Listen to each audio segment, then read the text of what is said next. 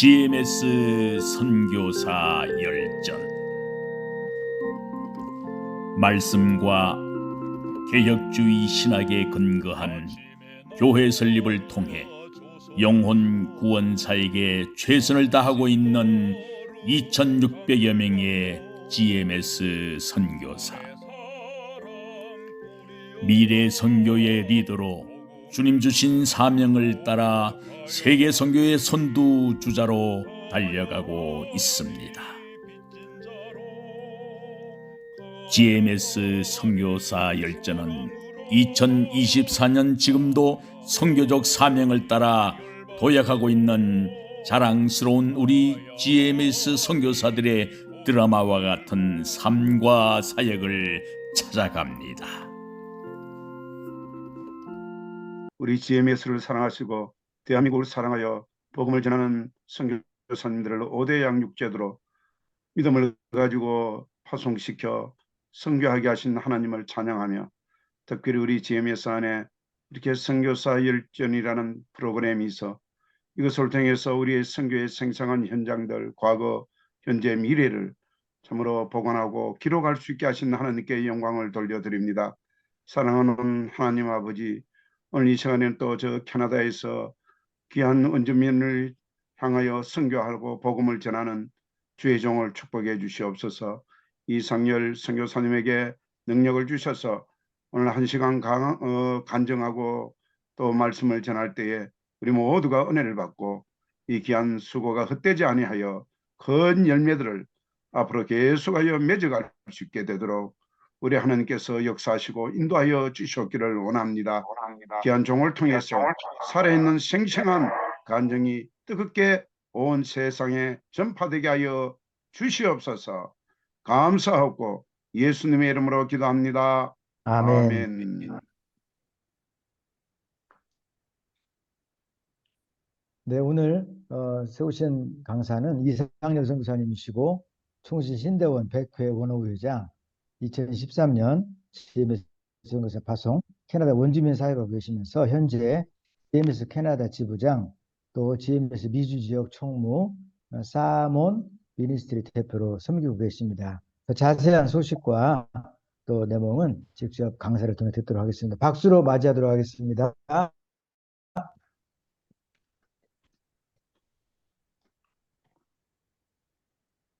네, 안녕하세요. 저는 캐나다에 있는 이상열 선교사라고 합니다.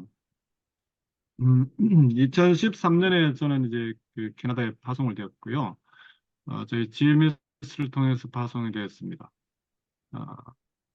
그 당시에 그 미국이나 캐나다 이런 쪽은 이제 특수 지역이라고 해서 저희 GMS에서는 잘 파송을 안 해주더라고요. 그런데 아마 제가 본국에서부터 파송대에 나온 사람은 미주 지역은 제가 처음인 것 같아요. 물론 이제 한 3, 40분 계셨는데 다들 이제 사역 이동하셨거나 아니면 그 또 뭐 어떻게 공부하러 가셨고 이러다가 이제 계속 계신 분들은 계시나, 흔히 캐나다의 그 원주민이라고 하면 잘 이해가 쉽지 않은데 그냥 흔히 우리가 인디언이라고 많이 표현을 합니다. 근데 이제 인디언이라는 말이 사실은 영어를 우리는 코리언이라고 하지만 A로 끝나는 모든 나라들은 N을 붙이면 사람이 되잖아요. 그래서 이제 인디 R을 갖다가 N을 붙이니까 인디언이 된 거죠. 그 500년대 그때 이제 콜럼부스가 원주민 그 인도를 찾아가기 위해서 그 당시에 그 인도의 어떤 문명들이 발전됐었으니까 유럽에 찾아가기 위해서 지리산 발견 등으로 인해 가지고 육로로는 가는데 그 당시에 어떤 그 육로들이 많이 막히게 됩니다. 그래서 우리는 다시 원주민 지역 인도를 배를 타고 갈 수 있다라고 생각을 해서 그래서 배를 타고 출발을 하게 된 거죠. 지구가 둥글다는 그 당시에 갈릴레오 알게 된 지리산 발견이 일어났으니까. 근데 콜럼부스가 도착했는데 보니까 인도로 출발해서 도착했는데 보니까 백인이 아닌 사람들을 만나게 된 거죠. 그래서 자기들은 생각하기로 인도에 도착했다고 생각했습니다. 그래서 그 사람들을 인도 사람이라고 생각해서 인디언이야, 인도 사람이야 외쳤던 겁니다. 근데 이제 지금 생각으로 봤을 때는 어떻게 보면 인도 사람이라는 게 잘못된 거죠. 원주민을 인디언이라 불러버리면 우리 보고 뭐 저 동남아 사람이야 부르는 거나 마찬가지고. 그래서 더 좀 심각한 문제는 보면 백인 외에는 다 인도 사람이다. 이 개념이 좀 숨어 있는 것 같습니다. 그래서 자기들이 부르고 싶은 대로 부르는 거죠. 그래서 지금 미국 땅 서쪽도 보면 서인도 제도라고 그러잖아요. 그리고 뭐 인디애나폴리스라든지 뭐 이런 것들이 많이 인디언 뭐 이런 개념들이 많습니다. 심지어 저희 동네는 실제로 인도 펀잡 지역에서 오신 분이 저희 동네에 한 2, 30% 사시거든요. 실제로 이제 원주민들도 살고 그래가지고 저랑 친한 우리 교회 성도 중에 인도 사람들이 있거든요. 제가 이런 질문을 합니다. 누가 리얼 인디언이냐? 그러면 이제 그 인도 사람 내가 인디언이지 막 이렇게 하면서 좀 이제 혼선이 오는 경우도 있습니다. 그래서 인디언이라고 부르는 것보다 요즘은 인디저너스라는 단어를 쓰거나 애브오리지널이라거나 뭐 이런 First Nation 이렇게 용어를 사용하고 있습니다. 너희들 방에서 나오지 마. 내가 날 보내다고 내가 보내다고 돈 더 줄 테니까 그게 계속 있으라고. 그래서 계속 돈만 주고 뭐 이런 게 어떤 원주민들이 생각하는 그 캐나다 이 현 상황입니다. 그런데 이제 요즘 문제가 되는 거는 이제 그 끝방처럼 보이는 그 한적한 곳에 이제 자원들이 많은 거죠. 그 땅도 이제 어떻게 먹을까 이제 고민하는 게 이제 백인들이라고 지금 얘기를 하고요. 현재 실제로는 그 원주민들이 캐나다 같은 경우는 땅의 89%가 이제 원주민들 것도 아니고요. 정부가 소유하고 있고요. 원주민들이 캐나다 땅을 갖고 있는 비율은 한 1% 정도 지금 보고 있습니다. 네, 그런 상황이 있고요. 저도 이제 2010 그런 거 사실 잘 모르고 2013년에 이제 네, 놀러 한번 왔어요. 가족과 함께. 부모님, 아는 예전에 목사님이 계셔. 놀러 왔다가 이제 미국이나 캐나다 이런 처음 와봤으니까 한번 가족과 함께 놀러 오겠다고 했는데 그 당시에 한인교회를 하고 계셨던 목사님이 이제 제 고등부 때 이제 전도사님이셨는데 그분이 이제 여기 인디언 산다? 막 이러면서 저한테 이제 한 지역을 소개시켜 준 겁니다. 그래가지고 같이 이제 뭐 딴 데 가면 돈 들고 그러니까 그 인디언 지역 가보면 돈도 안 들고 그냥 뭐 구경할 것도 있다 해가지고 따라갔다가 사실은 좀 충격을 먹었습니다. 그러니까 집사람은 저희 아내는 결혼 전에 이제 시베리아의 뭐 알타이 공화국의 선교사로 있었거든요. 그래서 그 제 같은 거는 이제 티벳에 이제 왔다 갔다 하고 했었습니다. 어, 그래서 다른 제가 다녀봤던 중국이나 러시아 같은 소수민족들은 막 살아보려고 노력을 하고 막 혁명을 해본다든지 뭐 어떤 뭐 뭔가 어떤 변화들을 갖고 어떤 그런 열정들이 있는 사람들이 많았는데 그 원주민 지역 들어갔는데 보니까 사람들이 아무런 소망이 없는 거예요.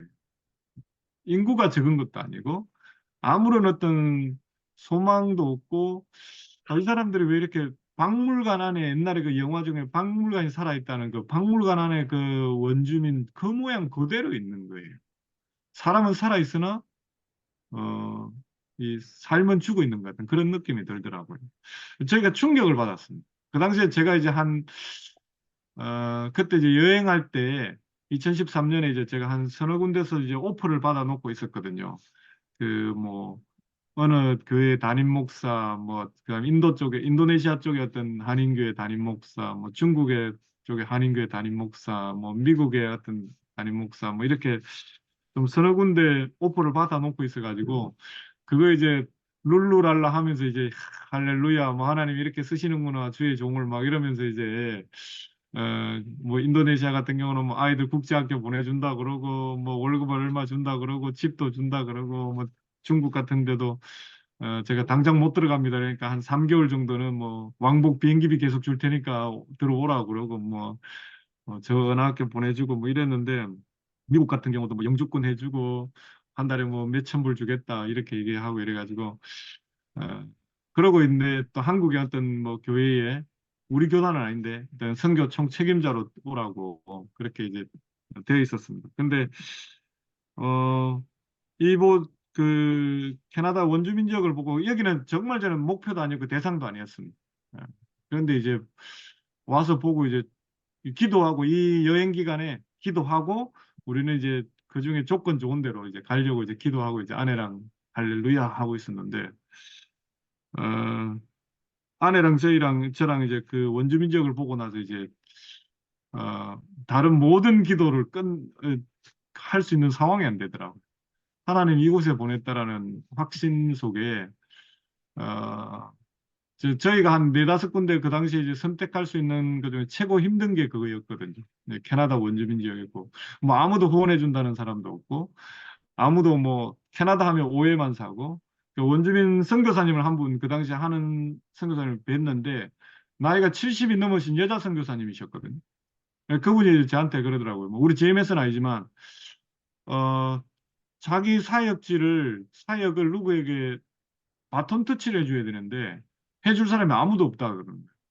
아무도 오려고 하지도 않고 그래서 이런 어떤 심각한 상황일까 그러면서 저희가 이제 기도하기 시작했죠. 하나님 우리가 이곳에 와야 될 것 같다고 뭐 하여튼 다른 어떤 곳은 제가 어떻게 보면 제 받는 대우를 생각했다면 여기는 아무도 후원도 안 해주고 심지어 어, 아무도 관심도 없다라고 그렇게 얘기하셔서 우리가 이곳에 와야 되는 것에서 하나님 뜻이 아닌가 생각하고 이제 그때 GMS와 접촉을 하고 그리고 또 사실 그 당시에 이제 파송교회도 없었습니다. 근데 이제 저를 후원해 주셨던 파송해 주셨던 주파송교회도 어, 그냥 그 행정상 파송만 해주겠다. 예, 왜냐하면 교회 성도들이 그 동의를 캐나다 선교사로 가면 동의를 해주지 않는다. 그래서 이제 어, 뭐 거기에다 조금 GMS 우리 행정비 있잖아요. 그거 하고 그것만 딱 대주셨죠. 예, 그래서 이제 뭐 한 2년에 한 번씩 한 5만 원씩 올려주시더라고요. 행정비 플러스 5만 원씩. 그러다가 이제 한 2년 전에 이제 그것마저도 이제 끊으셨죠. 하여튼 그러면서 이제 저희들은 자생력은 엄청나게 생겼습니다. 여기서 이제 뭐 먹고 사는 걸 제가 고민도 하고 뭐 아내도 직업도 가지고 사역과 관련되는 관련 직업들을 이제 찾아서 이곳에서 지금 아내 같은 경우는 원주민들도 클라이언트가 있는 패밀리 테라피스트로 그러니까 가족 치료사로 지금 일을 하고 있고요. 그쪽 원주민 지역 가까운 쪽에서 저도 여기서 밤낮 주야로 이제 뛰어다니면서 먹고 사는 것도 고민해야 되고 그렇게 사역을 하고 있고요. 그 당시에 이제 고민했던 게 젊다는 게 뭘까에 대한 고민이었습니다. 그래서 한 네다섯 군데 가장 좋은 어떤 대우들이 있었지만 아내랑 기도하면서 오해도 살 수 있는 이런 곳이지만 우리가 젊다라는 증거는 도전해 볼 수 있다고 생각한다라고 서로가 이제 고민하고 지금 제가 이제 50인데 그 당시에 40, 38 뭐 이렇게 서른하고 이때 이런 거 선택 안 해보면 언제 하겠냐. 50 넘으면 못 할 때인데 그냥 우리가 한번 도전해보자. 이래가지고 이제 도전하게 된 거고요. 그런데 이제 실제로 사역하는 거는 쉽지 않더라고요. 실제로 왔는데 뭐 이제 백인들 사이, 원주민들도 백인들과 혼혈된 사람 많기 때문에 어떻게 보면 메인들이잖아요. 우리 선교지들은 대부분 우리 한국 선교사가 가면 피아노 선교사님 빼고요. 대부분 우리가 가면 좀 우리가 좀 약간 그 높은 좀 그나마 좀 잘 사는 나라의 위치잖아요. 그러니까 이 왔는데 저도 오해를 많이 해요. 제가 원주민 지역에 처음에 가가지고 나 선교사로 왔다고 한국의 선교사인데 여기 뭐 도와주러 왔다 그러니까 쫓겨났습니다. 근데 뭐 네가 뭔데 지금 우리한테 왔냐고 보아하니 나보다 못 살구만 뭐 이런 분위기였습니다. 뭐 언어도 그들보다 못하고 다 영어를 쓰니까 그리고 또 뭐 그들보다 제가 문화적인 부분도 부족하고 어떻게 보면 동남아에 있는 분들이 한국에 선교사로 온 것과 같은 마찬가지 그런 분위기가 연출이 되더라고요. 네. 근데 이제 어, 처음에 저도 이제 실수를 많이 했던 게 내가 선교사로 왔으니까 뭐 사실 돈도 없으면서 뭐 후원도 제대로 못 받으면서 어, 여기 내가 뭘 도와줄 수 있을까 막 한 부족한테 들어가가지고 내가 한국에 선교사로 왔는데 내가 뭘 도와줄까 이렇게 하니까 추장 좀 만나자고 이랬습니다. 이제 추장이라는 개념이 미국 같은 경우는 원주민 지역을 이제 프레지던트라고 하거든요. 대통령으로 보는데 자기들도 왜냐하면 독립국가니까 프레지던트라고 자기들 추장을 부르거든요. 여기는 치프라고 그 추장으로 부르거든요. 그런데 그 웬 외국인이 와가지고 뭐 도와줄까 막 내가 뭐 선교사인데 이러니까 자기들이 봐도 기가 차는 거죠. 그래서 이제 한 두 번 쫓겨나고 나서 아 이게 우리가 선교를 잘못하고 있는 것 같다. 이게 접근 자체가 잘못된 것 같다. 이렇게 생각하고 이제 한 지역을 1년 동안 매주 찾아갔습니다. 그래서 1년 동안 찾아갔는데 뭐 오픈을 안 해주더라고요. 그런데 한 1년 지나고 나서 이제 우리가 이제 원주민들 언어도 좀 배우고 문화도 좀 배우고 싶은데 그런 코스 없냐. 그렇게 이제 전략을 바꿨더니만 뭐 없다 딴 데 가봐라. 뭐 어디 UBC 학교를 가봐라. 거기에 있을 것이다. 이랬는데 한 1년이 딱 지나고 나서 이제 그분들 중에 한 분이 이제 그럼 연락처나 남겨주고 가 이러더라고요. 그래서 연락처 이제 남겨줬더니 다음 주에 연락이 온 겁니다. 우리 다음 주부터 원주민 언어학교 하는데 너 올래? 이러더라고요.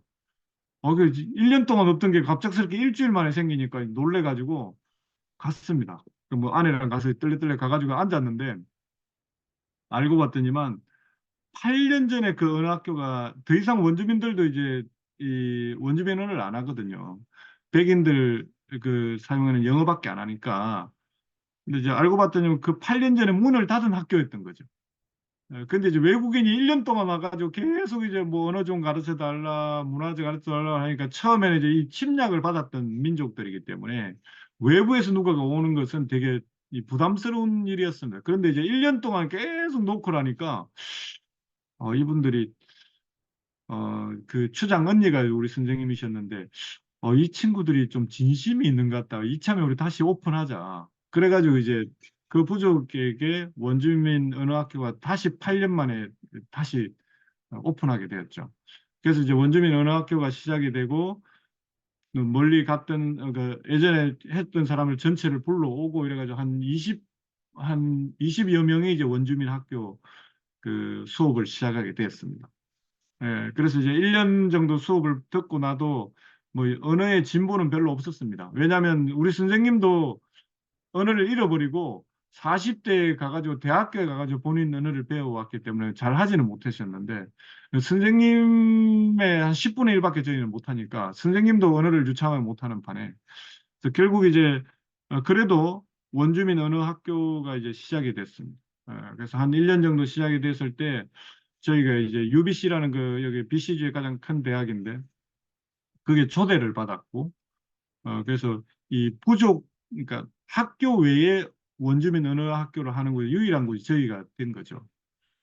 그래서 저희는 그 부족과 한 2년 정도 이렇게 다니다 보니까 부족과 친해지게 됐는데 그 부족이 이제 카누를 가거든. 원주민 전통 카누를 한 4, 500명이 모여가지고 1년에 한 15일씩 이렇게 가는데 저보고 이제 같이 가자고 그러더라고요.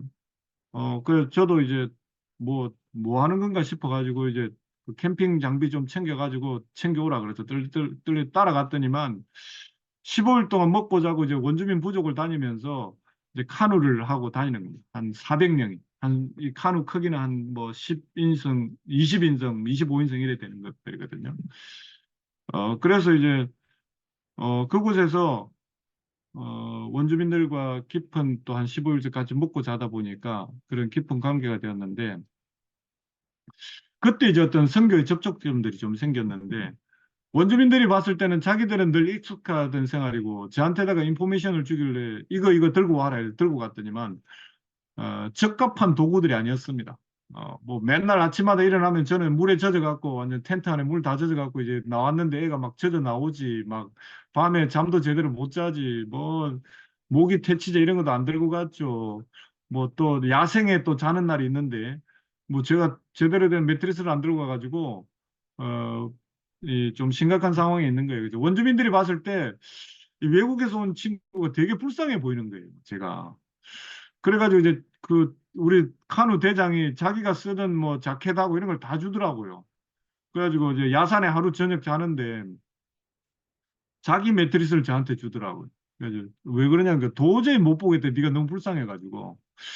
그래가지고 이제 자기 너는 그럼 어떻게 잘 거냐 이러니까 우리는 원주민이라고 우리는 우리 조상 대대로 이곳에서 잠을 잤다고 걱정하지 말라고 그러면서 이제 자기는 라이프 자켓을 막 깔고 자면서 이제 그 다음 날부터 이제 저를 집중 그 관리 대상. 그래서 제 뭐 옷 같은 거 챙겨주고 막 저한테도 뭐 필요한 거 챙겨주고 음식도 챙겨주고 그러더라고요.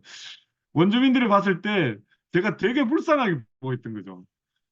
근데 그때 이제 제가 느꼈던 것은 그때 대화가 되더라고요. 그래서 그때 느꼈던 것은 선교사는 선교 대상자라는 표현도 좀 그렇겠지만 선교사는 선교 대상자들이 불쌍하게 보여질 때 그때에서 비로소 선교를 시작되는 것 같아요. 그래서 이제 되게 불쌍해서 그 사람들이 이제 저를 도우려고 그러고 뭐 또 아침에 밥 먹었냐 잠은 잘 잤냐 뭐 20몇 명이 같이 갔는데 한 500명이 있지만 그중에 우리 부족은 20몇 명이 갔는데 집중 관리 대상이 된 거예요. 그래서 이제 계속 저한테 문의를 하고 어떠냐 괜찮냐 이러면서 이제 정말 가족처럼 되더라고요. 그렇지만 이제 저는 그걸로 끝나는 게 아니라 그 당시에 제가 갖고 있던 뭐 한국에서 선교하려고 준비했던 마사지 자격증도 있었고 뭐 커피 내리는 자격증도 있고 이래가지고 그런 걸 다 준비해 갔었었죠 그 당시에. 그래가지고 뭐 새벽같이 일어나가지고 커피 어르신들 대상으로 추장들이나 그 엘더들 대상으로 커피 내려드리고 이랬더니만 한 500명 중에 가장 그 뭐랄까 마사지 해드리고 이러니까 인기 있는 사람이 되긴 됐습니다. 그래서 자기 부족들 어르신들 대상으로 특별히 그 추장이나 그런 분들 대상으로 마사지 해드리고 막 이랬더니만 언제든지 너는 우리 부족에게 와야 된다. 왜냐하면 너는 우리 가족이 되었기 때문에. 그래서 한 2, 30개 부족을 들어갈 수 있는 그런 권한을 받게 됐습니다. 그래서 그 안에 친구가 맺어져 가지고. 그래서 그 뒤로부터는 이제 이분들이 저를 계속 뭐 가는 데마다 초청해 주시고 그다음에 이제 제가 이제 저보고 이제 노래 하나 불러보래 가지고 이제 우리 국악 찬양을 이제 할렐루야 이런 거 넣으면 안 되니까 하여튼 국악 찬양을 불렀더니만 그 영혼이 너에게는 있다 그러면서 이제 자기 그 결혼식에도 저를 부르고요. 뭐 여하튼 자기 삼촌이 돌아가셨는데 와서 너 한번 노래 좀 불러달라고 그렇게 초대도 받기도 하고 제가 가수도 아닙니다. 그냥 국악 찬양을 했다고 자기들 모임에.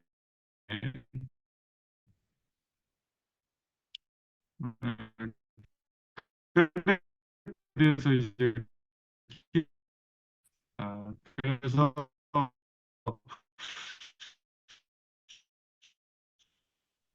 어, 어, 이 어하요 그거 자기가 그 설명했으니까 저보고 들어보라고 그러더라고요. 그래서 뭐 사실 그 당시에 영어도 뭐 시원찮고 이래가지고 들었는데 뭐 그냥 뭐 너 연설 잘하대 이렇게 얘기했더니만 너 느낀 거 없냐고 그러더라고요. 그뭘 내가 느껴야 되냐 이러니까 너 그러면 자기 영상 똑바로 안 봤다는 거예요. 그래 다시 이제 집에 가서 6분 몇 초부터 들어보라고 그러더라고요. 그 들어봤더니만 저와 제 아내 얘기를 했더라고요.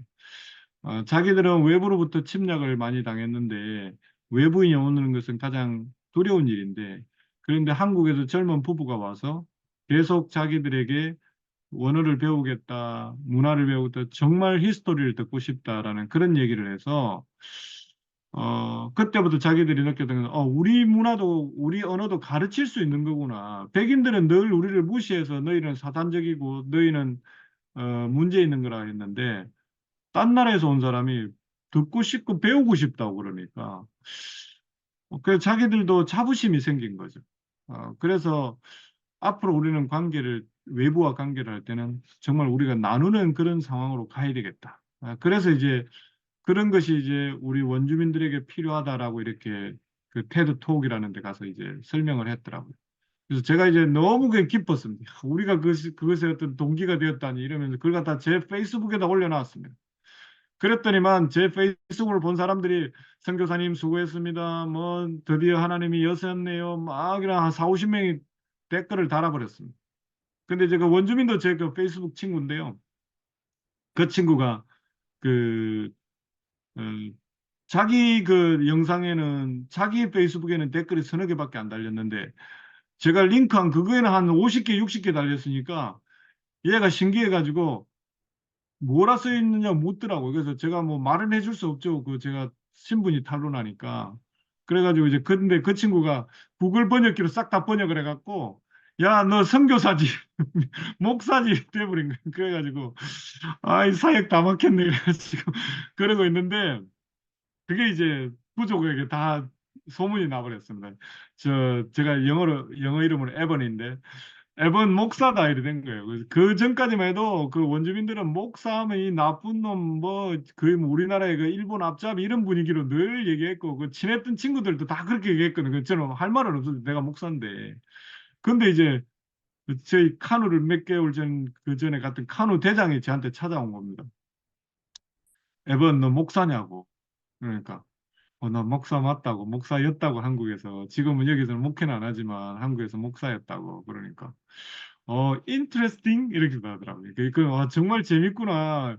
야, 우리 친구 중에 이제 목사도 있어 막 이러면서 오히려 이제 되게 자부심을 갖는 그 사람들이 그들이 가까이 봤던 목사들은 늘 백인들이면서 자기들의 침략하고 이런 건데 우리 친구 에번이라는 목사는 우리랑 카누도 같이 하고 우리를 배우고 우리 말도 하는 사람이야. 막 이런 식으로 이제 소문이 쫙 이제 목사에 대한 개념들을 이런 사람도 목사가 있구나 하는 걸 이제 개념을 바꾸는 그런 시간이 되었죠. 그래서 그 뒤에부터 이제 조금씩 이제 그 부족을 위해서 기도도 해주는 일들이 벌어지고 그 부족에 어떤 어려움들이 있으면 저를 이제 초대해서 같이 기도 한번 해주면 안 되냐. 뭐 그렇게 하다가 또 다른 부족에 연결이 돼서 그 부족에 이제 추장 어머니가 돌아가시는 날 이제 저도 오라고 해가지고 가서 그 부족은 제가 목사인 걸 몰랐지만 제가 기도해 줬죠. 어머니가 이제 암으로 이제 한 3개월, 한 달 안에 돌아가신다고 그래가지고 같이 기도해 줬을 때 그 부족도 저를 너무 고마워해 주더라고요.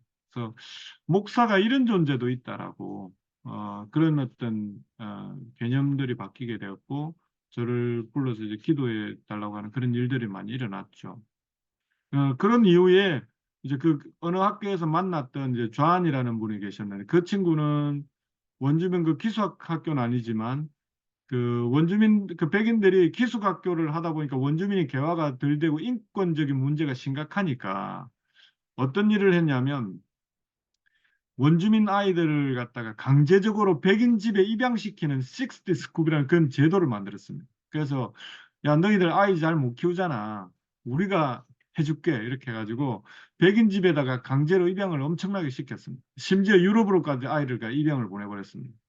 근데 그 중에 이제 좌안이라는 분도 이제 저희 연합학교에서 만난 분인데 정말 그 사람은 이제 그 기독교인이 되긴 됐는데 원주민인데 기독교인이지만 이게 너무 문제가 심각한 게 마음에 저희를 만나게 돼서 이제 그분 같은 경우도 신앙 뭐 어떤 그 사역적인 일을 하고 싶은데 현재는 이제 그 당시에는 이제 건설업을 하고 있었는데 저희랑 이제 친했던 이쪽 선교 단체 이제 멀티플라이라는 선교 단체가 있는데 그 단체장과 저희랑 이제 친했거든요. 근데 그분이 이제 저보고 혹시 너가 아는 사람 중에 원주민 중에 좀 사역자로 쓸만한 사람 없냐고 사역 없냐 그래. 제가 이 좌안이라는 분을 소개시켜 줬습니다. 그렇지만 좌안이라는 분은 신학도 안 한 분이고 열정은 있는데 과한 열정이 있는 거죠. 그래서 그분을 좀 추천하긴 하는데 좀 신학 공부도 시켜야 될 것 같고 그렇다고 그러니까 그 선교 단체에서 이분을 풀타임 그 사역자로 그냥 고용을 해버렸습니다. 뭐냐 어떤 글이냐면 원주민 지역 전체 캐나다 전체 원주민 지역에 교회 세우는 총책임자였습니다. 그러니까 뭐 저안이라는 분도 뭔가 일을 하고 싶었는데 저희가 소개함으로써 그 일을 하게 됐고 이제 그분하고도 이제 좌안이라는 분하고도 좀 영적인 부분도 좀 얘기하다 보면 너무 어린 수준의 정말 이 화가 나 있는 그런 크리스찬들이었죠. 근데 결국 그분을 이제 그 단체는 사역자로 세우더라고요. 저는 세우지 말라고 그랬거든요. 신학도 안 했기 때문에.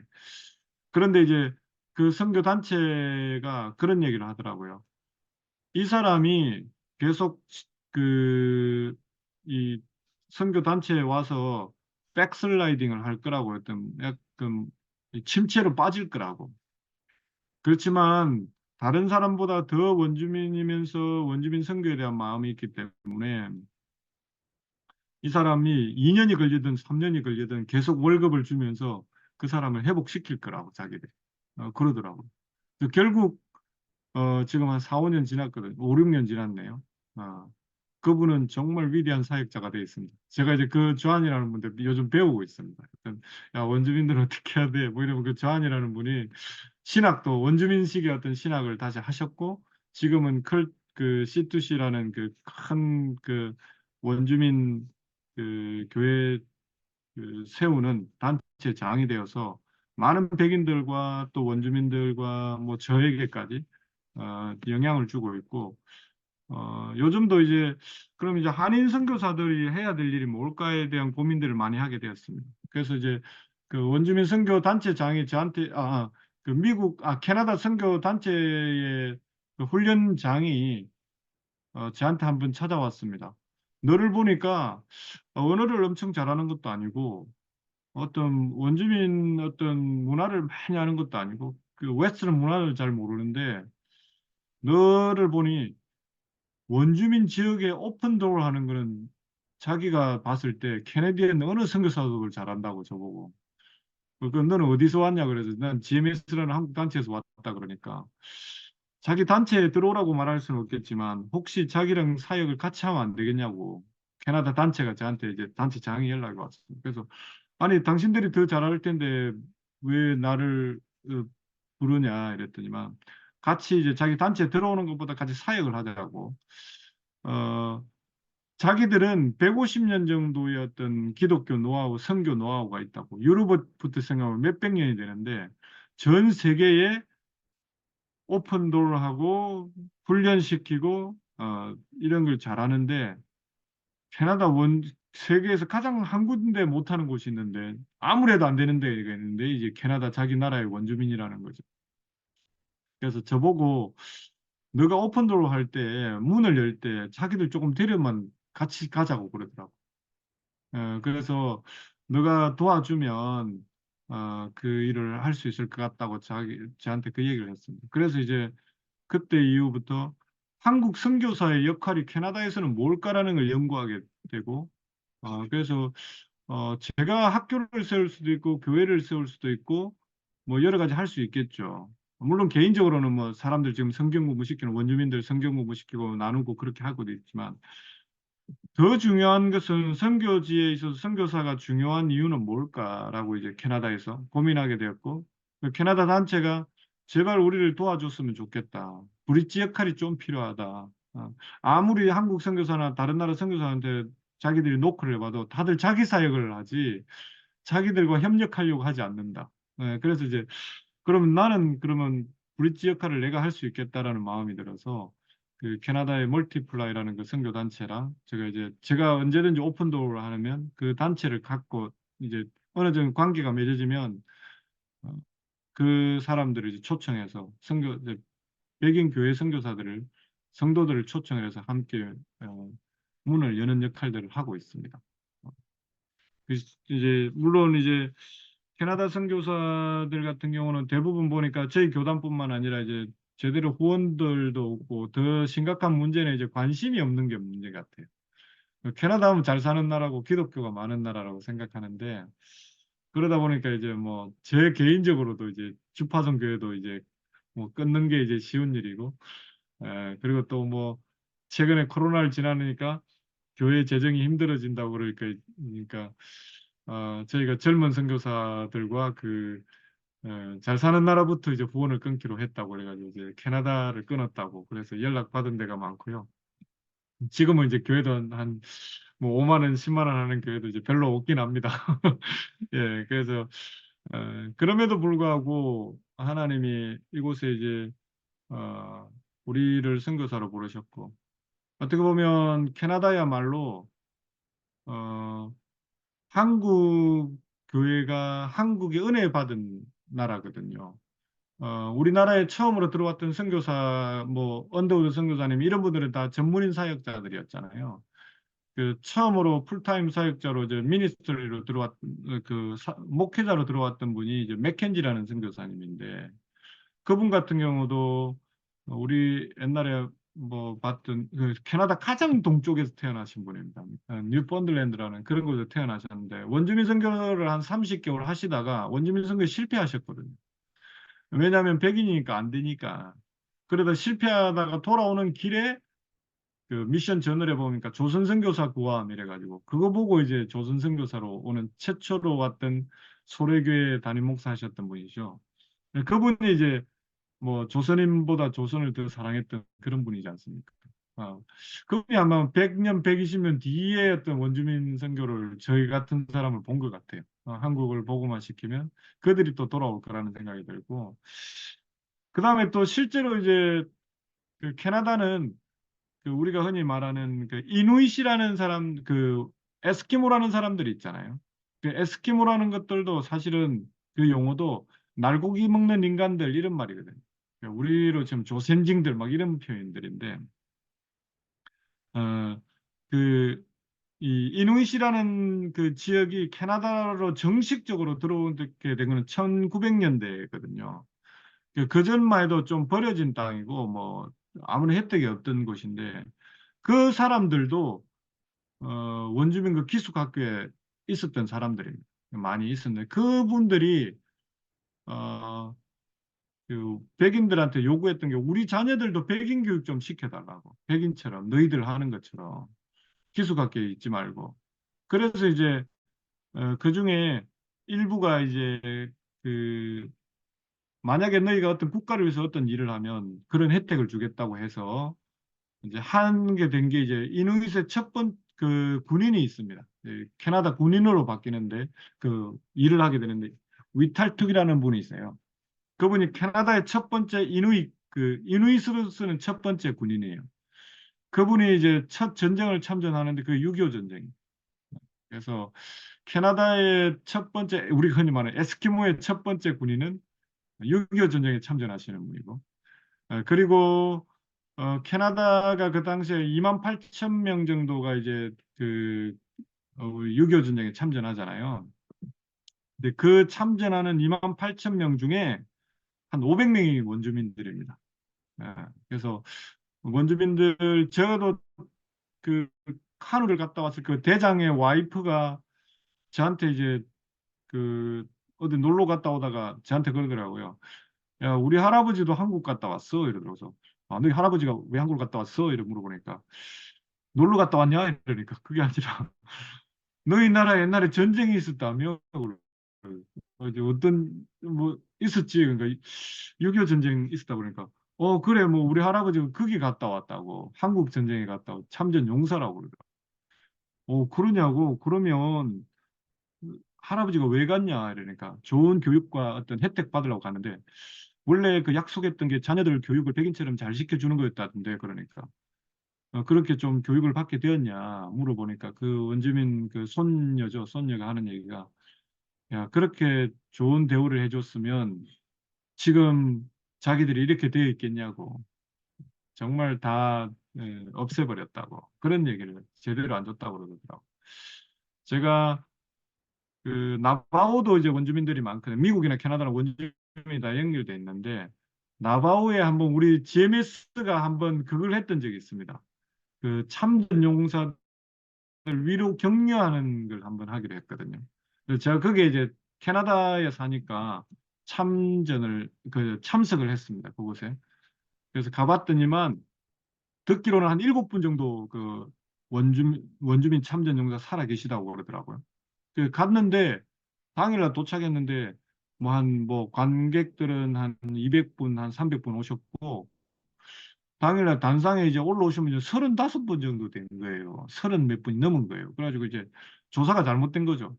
원래 이제 모자 하나 드리고 뭐 목도리 하나 드리고 벨트 드리고 뭐 두건 드리고 막 이러려는데 7세트를 준비해 갔는데 30 몇 분이 올라오셔가지고 물어보니까 진짜 다들 그 사진도 있고 다 있더라고요. 그래가지고 한 분은 모자만 그 정말 신뢰가 됐죠. 한 분 모자만 드리고 한 분은 벨트만 드리고 한 분은 막 수건만 드리고 그랬는데 그 행사가 다 마칠 점에 이제 사람들 다 떠나고 있는데 그 뒷자리에 최고 뒤쪽에 한 분이 할아버지 앉아 계시길래 제가 찾아가 봤죠. 할아버지 어떻게 오셨냐고 이제 행사 끝났다고 그러니까 자기도 참전 용사라고 그러더라고요. 그 할아버지 어떻게 뭐 저도 이제 물어봐야 되니까 한국 전쟁 어떻게 기억나시는 게 있냐고 그러니까 정말 한국 전쟁 하면 너무 추웠다고. 너무 추웠고 그래서 한국이 어떻게 됐냐고 저한테 묻더라고요. 저보고 한국에서 왔냐고. 그렇다고 그러니까 그 할아버지가 하는 얘기가 6.25 전쟁 때 그 한국 전쟁 때 한국이 다 폐허가 돼버렸다. 자기들이 생각하기에 더 이상 여기 원주민 지역보다 더 심각하게 다 폐허가 돼갖고 사람 살 수 없는 곳이 됐다고. 근데 그게 어떻게 됐냐고 그래서 제가 한국이 할아버지 저 젊은 친구들이 원주민 지역도 캐나다 지역도 그렇고 미국도 그렇고 원주민 지역에 통신 같은 걸 잘 안 해주거든요. 그 뭐 시설들을 잘 안 해주니까 외부 소식을 잘 모르는 경우가 많아요. 그렇지만 이제 젊은 친구들이 들고 다니는 핸드폰 중에 뭐 이 아이폰 빼고 웬만한 게 한국에서 다 만드는 거라고 그러니까 깜짝 놀라시더라고요. 한국에서 그런 거 다 만들었냐고.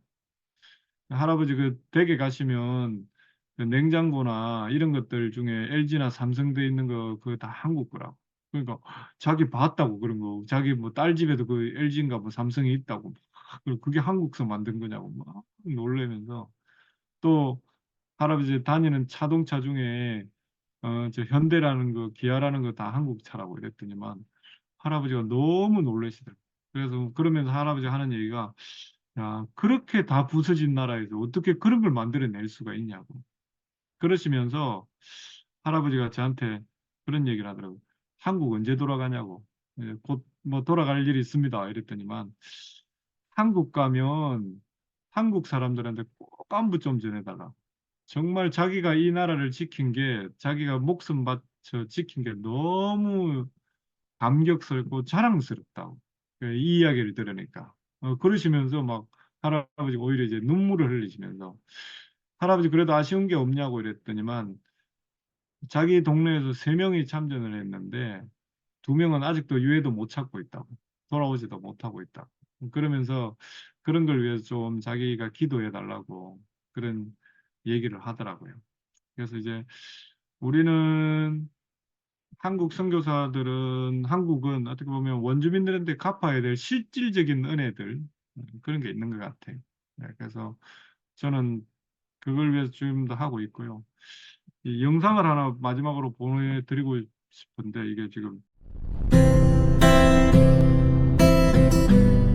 계속 방문으로 인해서 끈이 놓쳐지지 않도록 지속적으로 방문하고 결국 친구가 되어주고 언제든지 방문할 수 있고 그들이 기도를 요청할 때 아니면 또 제가 기도가 필요할 때 서로 기도를 나누고 함께 영적인 관계로 깊어져 가는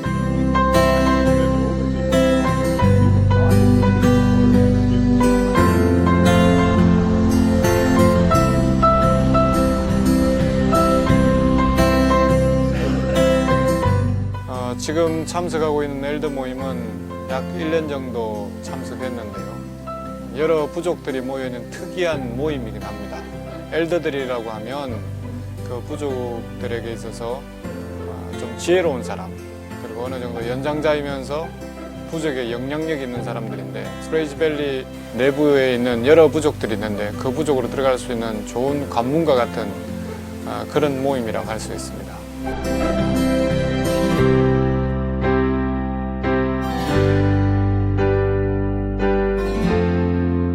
캐나다의 경우만 하도 한 3만 명 가까이 6.25 전쟁에 참전했습니다.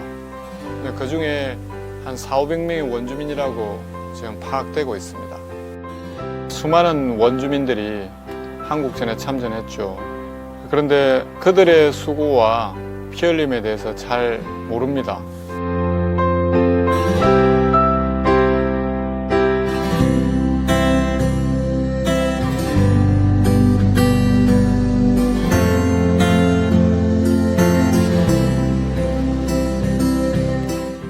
원주민들과 함께 같이 한다는 게 뭘까 고민하다가 이 슈아이 부족의 그 카누를 만들어서 직접 만들어서 그 여정을 떠나는 닐이라는 사람이 있었습니다. 그분이 같이 카누를 만드는 것에 동참시켜줬고 그리고 그 카누를 만들다가 손이 다치게 된 거죠.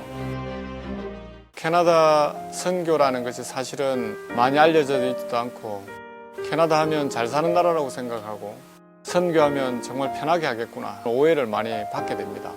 그럼에도 불구하고 우리 그리스도인들이 가야 할 곳은 복음이 필요한 곳, 가장 힘든 곳으로 가야 되는 것이 우리의 부르심이 아닌가 생각이 듭니다.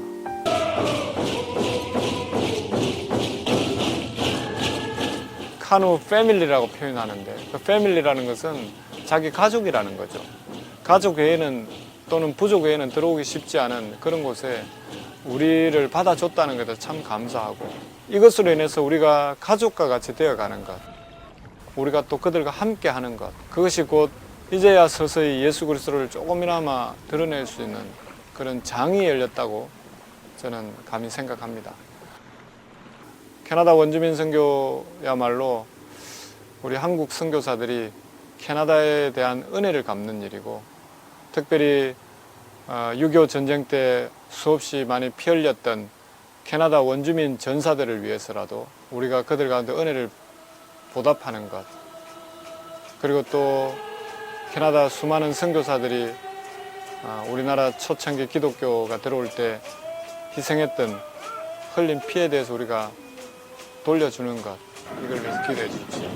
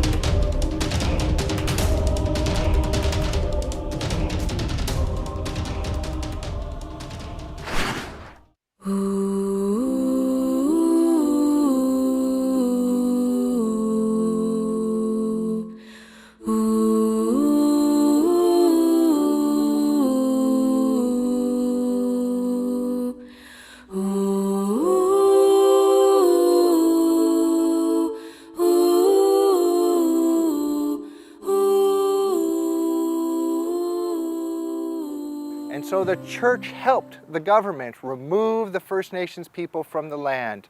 They helped remove their culture through residential schools and other initiatives.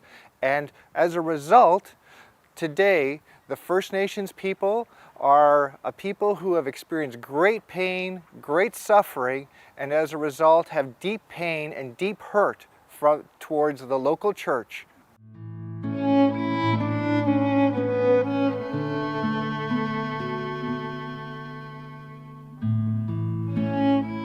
그냥 랭리라는 이 도시에서 히스토릭 또 역사적 그 가치로 있는 건물이지 교회의 용도로는 쓰지 않습니다. 왜냐하면 침략자의 온상이기 때문에 그렇습니다. 기독교 이름으로 침탈을 했기 때문에.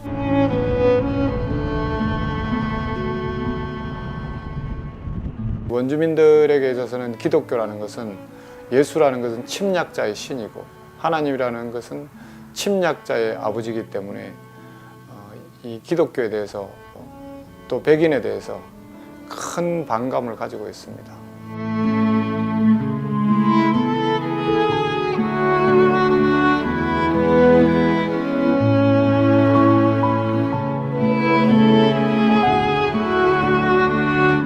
기독교 이름으로 마음이 다친 사람들에게 기독교의 복음을 들고 간다는 것 자체가 가장 어려운 일이죠.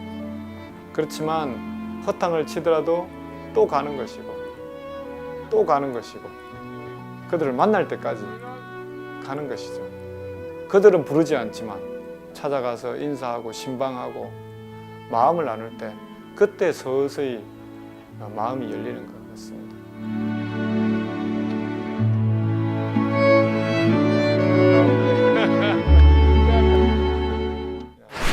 And do the cultural work and spend time with our family. The South Korean family.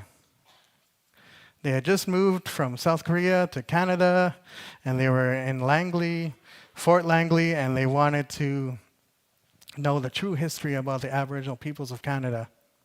They came to our band office and asked the people there, is there any cultural lessons, any teachings, any courses we can take? We really want to acknowledge and honor your family and the first peoples of Canada, and we want to know about the true history. What can we do to learn this? An amazing experience. Not only is it the elders who come back, but people from different countries want to know about our little reserve. It warms our heart. Yeah.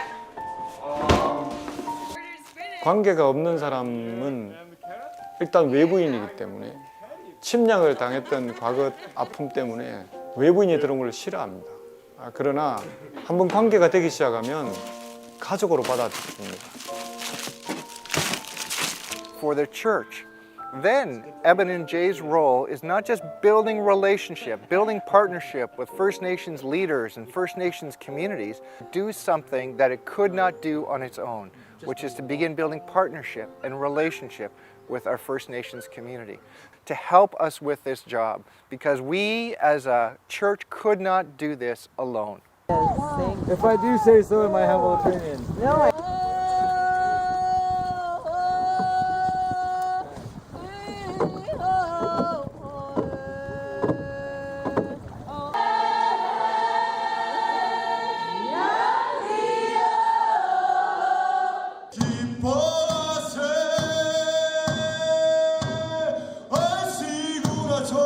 이 카누를 통해서 부족으로 들어갈 수 있는 관문이 되는 도구인 것이죠. 많은 부족과 연결이 되고 또 많은 사람들과 관계를 맺는 그런 좋은 통로가 이 카누 여행입니다. 지금은 그 카누를 통해서 많은 친구의 관계가 맺어지고 더 깊어지고 해가 되면 될수록 더 깊어지는데 이제 남은 관건은 하나가 친구 관계에서 영적 관계로 바뀌는 겁니다. 우리가 궁극적으로 원했던 침략자의 그런 예수 그리스도가 아니라 친구로 오신 예수 그리스도, 그 예수 그리스도를 소개하고 싶은 겁니다.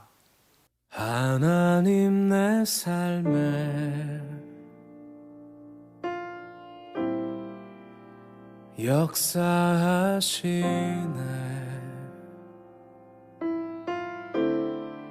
실수 없는 손길